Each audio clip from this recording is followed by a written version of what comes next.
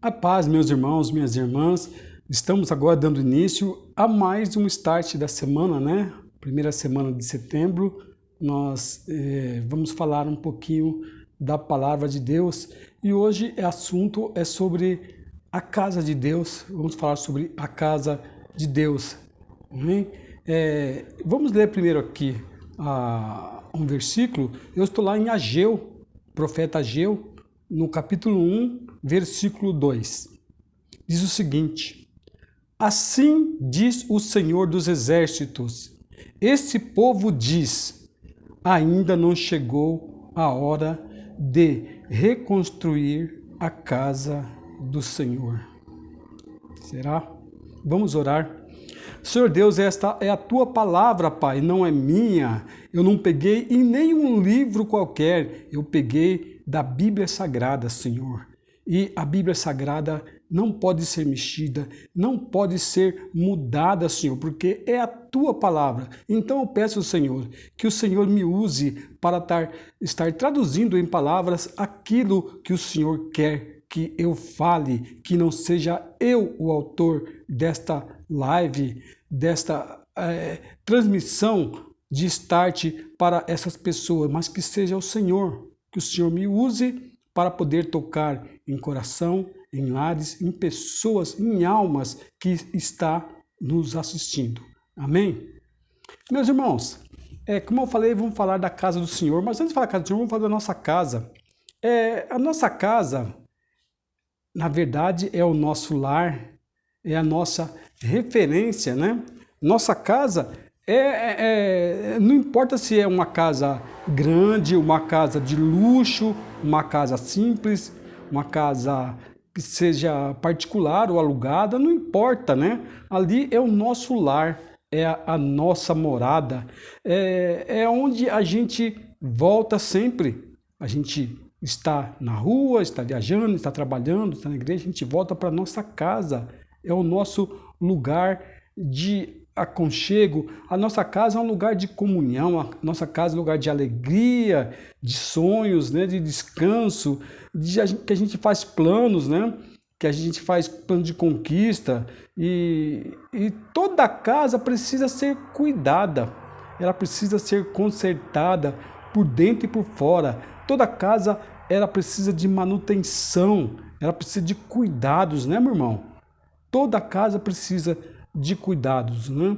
E uma casa também, ela pode ser um lugar de discórdia, pode ser um lugar de tristeza, de luta, de decepção, de discussões, de mágoa. Infelizmente, isso acontece e tem acontecido em muitos lares.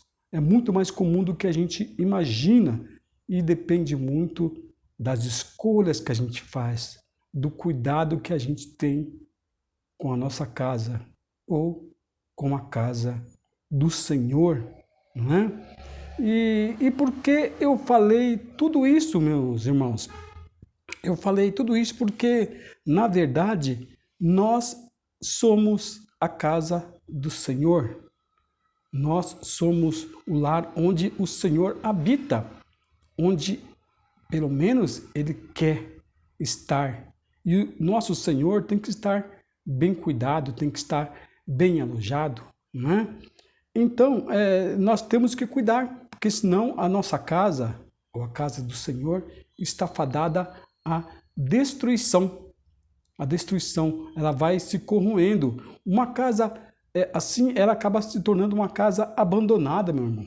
Acaba se tornando uma casa abandonada. E a casa abandonada, ela está fadada a ficar sem cuidados, né? Uma casa abandonada. Então, vejam que vocês que quando uma casa é abandonada, ela começa a ser invadida. Primeira coisa, começa a ser invadida por insetos, por ratos, por baratas, por bichos, por roedores, né?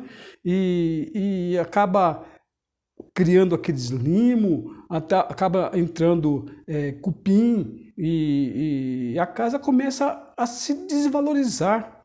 A casa começa a ficar desvalorizada porque ela não está sendo cuidada nem por fora nem por dentro. E poucas pessoas olham para aquela casa com o olhar de aquilo é um lar, aquilo é uma casa. Quase ninguém vai estar olhando e falar, ali mora uma família, ali tem pessoas, né? Quando a casa fica abandonada, né? Ela tende a desvalorizar por fora, por dentro, pelo teto, pelo piso, pelos ralos, começa a entrar, como vou dizer para vocês, insetos, bichos roedores que vão acabar deteriorando a casa, né? Até a parte hidráulica acaba sendo destruída, apodrecendo, né?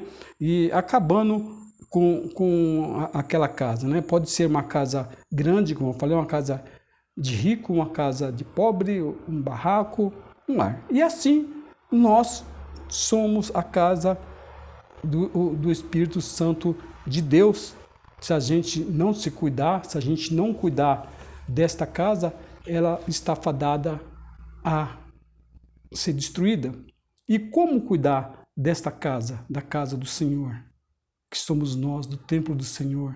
Nós cuidando, nos alimentando da palavra, nós jejuando, nós cuidando do nosso próximo, né? E muitas vezes a gente não faz isso, a gente se preocupa mais com a parte física, onde está guardado apenas o nosso corpo. Nós esquecemos que o nosso corpo também é uma casa. Vejam que lá em Ageu também, ele continua lá no versículo 4, dizendo o seguinte, olha a mensagem de Deus. Por que vocês vivem em casas luxuosas, enquanto minha casa continua em ruínas? Vejam o que tem acontecido com vocês. Olha, isso é muito sério. Plantam muito, mas colhem pouco. Comem, mas não se saciam. Bebem, mas ainda têm sede. Vestem-se, mas não se aquecem. Seus salários desaparecem, olha, como se vocês os colocassem em bolsos furados. Tudo isso acontece quando a gente não está cuidando da casa do Senhor, quando a gente está direcionando os nossos olhos, o nosso interesse apenas para as coisas materiais. E ele continua no versículo 9, ele diz o seguinte, vocês esperavam colheitas fartas, mas elas foram escassas, e quando trouxeram esse pouco para casa, eu o fiz desaparecer com um sopro. Por quê? Porque minha casa continua em ruínas, diz o Senhor dos Exércitos, enquanto vocês estão ocupados construindo suas casas. Quantas coisas a gente pensa em construir, meu irmão? A gente acha que uma pessoa de sucesso, aquela que tem uma casa na praia, que tem a casa de campo, que tem, né, mais que uma casa, que tem bens. E, na verdade, tudo isso fica aí. Nós esquecemos que nós temos que cuidar do templo de Deus, da casa de Deus, primeiramente. E isso envolve também não só o templo de Deus, como cuidar do templo físico também, das igrejas. E muitas vezes a gente não tem disposição, a gente não consegue arrumar tempo para ir na igreja fazer uma limpeza, para ir na igreja fazer um concerto, né? Fazer uma pintura, mexer numa lâmpada, sei lá, ver o que está precisando na parte de tudo aquilo, né? De utensílios de papel, de copos, de alimento para as crianças, né? E a gente às vezes acaba esquecendo da casa do papai. Mas aqui eu estou falando da casa de Deus realmente, estou falando de nós, que nós não cuidamos. Nós oramos poucos, nós quase não jejuamos. Eu confesso que eu sou muito falho nisso. Nós não jejuamos e também nós não cuidamos de outras pessoas que deveríamos cuidar, meu irmão. A gente se esquece dos nossos semelhantes, que nós temos que ser cuidadores, nós temos que ser cristãos e não cuidamos daqueles que devem ser cuidados, que precisam ser cuidados. Lá em Isaías 54:2, olha que o Isaías escreveu isso 700 antes de Cristo. Olha o que ele diz, alarga o espaço da tua tenda, estenda-se o todo da tua habitação, e não impeças, alonga as tuas cordas e firma bem as tuas estacas. Veja, quando se fala em alargar o espaço da tua tenda, eu imagino que é a nossa cobertura espiritual, meu irmão. A nossa cobertura espiritual, a gente tem que se cobrir melhor. A gente tem que estar tendo mais comunhão com Deus. A gente tem que estar tendo mais ali envolvimento, se envolver nas coisas e não simplesmente olhar de longe, ficar olhando de longe. Ele fala para a gente estender o todo da tua habitação. O todo eu entendo que seja a área externa da casa, a área externa do nosso meio espiritual. As pessoas que não fazem parte da nossa família dia a dia, mas é para a gente estender a tenda na parte espiritual para cobrir outras pessoas. Eu, pelo menos, entendo assim, meus irmãos. E não impeça, está dizendo, alonga as suas cordas. Você tem que soltar as cordas, você tem que dar corda para dar distância, não tem limite, entendeu? Não tem limite para você parar, você tem que continuar dando corda e firma bem as tuas estacas, ou seja, quanto mais você dá corda, quanto mais aumenta o seu ministério, você precisa estar mais firme, você tem que estar mais preso, afundar mais as suas estacas, tem que estar mais edificada, tem que estar mais ali alicerçada, para você se manter de pé, se manter firme. Isto é cuidar da tua casa ou da casa do Senhor, né? E lá em Lucas 13, do 34 ao 35, isso nos anos 60 e 70 depois de Cristo, diz o seguinte: Jerusalém, Jerusalém, cidade que mata profetas e apedreja os mensageiros de Deus. Quantas vezes eu quis juntar seus filhos como a galinha protege os pintinhos sobre asas, mas você não deixou. E agora sua casa foi abandonada e você nunca mais me verá, até que diga: bendito é o que vem em nome do Senhor. Você precisa reconhecer, nós precisamos reconhecer que Deus é tudo, Deus é em primeiro lugar, primeiro as coisas de Deus. Como se diz, cuide das minhas coisas que eu cuido da tua. Deus fala assim com a gente, cuide das coisas de Deus, que Deus cuide das suas coisas. Entendeu, meu irmão? Então temos que estar de olho, cuidando na casa de papai, cuidando do o templo dele, que nós muitas vezes não cuidamos nem da parte interna, nem da externa.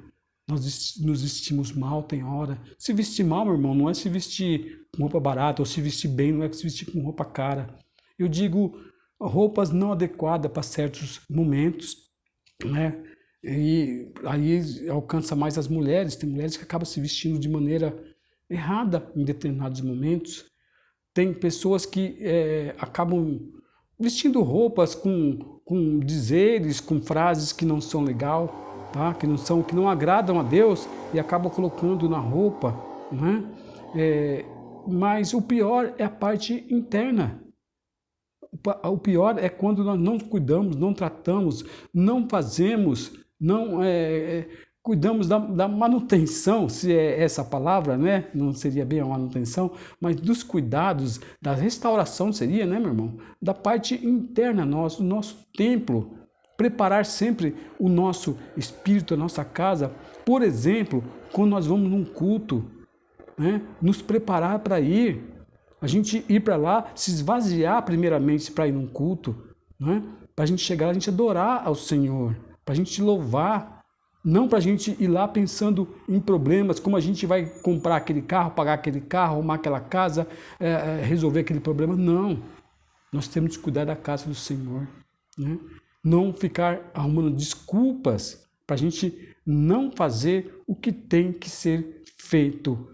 Vamos cuidar da casa do Senhor. Mas também, meu irmão, existe um lado bom, existe a notícia boa. Qual é a notícia boa? Que Jesus, ele está sempre pronto para ajudar a nós a nos restaurar, a restaurar a sua casa, né? Ele está sempre pronto. E a partir do momento que você está disposto, disponível, está pronto para poder restaurar, para ser restaurado, quando você se joga aos pés de Jesus e pede para ser restaurado, Jesus se restaura. Jesus ajuda você a se restaurar. E ele te perdoa. Jesus é bondoso. Jesus é misericordioso. Já pensou? Uma casa, quando ela é restaurada, às vezes ela se torna até um patrimônio público, né? Uma casa física. Imagine nós, quando nós somos restaurados. Nós estamos em ruínas às vezes, porque normalmente procuramos a Deus quando estamos todo quebrado, quando estamos acabados. Imagine a gente restaurado, tratado, cuidado, da forma mais carinhosa, mais amorosa que possa existir. E a gente se restaura, a gente se prepara, a gente deixa o templo daquele jeito, brilhando, pronto para receber Jesus. Aí ninguém põe a mão, aí ninguém mexe. Aí você vai olhar para você e vai dizer: vale a pena servir esse Deus. Vale a pena seguir aquilo que Ele pediu para nós seguirmos, né? E vale a pena, como diz, bendito é o que vem em nome do Senhor, né? Vamos ser benditos, abençoados, cuidados, amados, né? E salvos por Deus. Amém? Esta era a mensagem, meus irmãos. Espero que vocês tenham entendido e que vocês cuidem da casa do Senhor em primeiro lugar. Cuidem de vocês. Vamos orar. Amém? Obrigado, Deus, por essa palavra, por esse momento, Pai. Esse momento que estamos tendo esta conversa, que estamos tendo relacionamento com o Senhor e com os demais irmãos. Agradeço a cada pessoa, a cada família que parou para ouvir essa palavra e que tomem posse dela e que use no dia a dia. E nunca se esqueça, você pode ter um lar, mas Jesus quer você como casa, como templo. Cuide da sua casa, mas não esqueça que você também é uma casa, é o templo do Senhor. Amém? Deus te abençoe e te guarde com todo amor, com toda sorte do mundo. Amém? Fique com Deus.